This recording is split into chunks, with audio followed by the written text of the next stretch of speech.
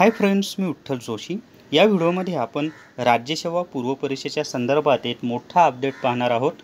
येत्या 18 ऑक्टोबरला राज्यसेवेची पूर्व परीक्षा होती, परंतु आता ही परीक्षा पुढे ढकलण्यात आलेली आहे। आजच मुंबईमध्ये सह्याद्री अतिथीगृहावर माननीय मुख्यमंत्री उद्धवजी ठाकरे साहेब यांच्या अध्यक्षतेखाली एक बैठक झाली आणि या बैठकीमध्ये सर्वानुमते असा निर्णय घेण्यात आला की राज्यसेवेची पूर्व परीक्षा पुढे ढकलण्यात यावी।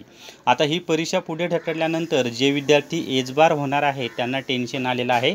तर त्या संदर्भात सुद्धा मुख्यमंत्र्यांनी असं स्पष्ट सांगितलेलं आहे की ज्या विद्यार्थ्यांनी फॉर्म भरलेला आहे त्या सर्व परीक्षांना नंतर परीक्षा देताच येईल।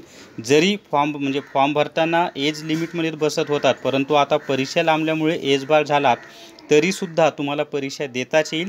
त्यामुळे पण फॉर्म भरलेला पाहिजे, फॉर्म भरलेला असेल आणि एजबार झाला तर तुम्हाला परीक्षा देताच येईल। तर हे दोन महत्त्वाचे अपडेट आहेत।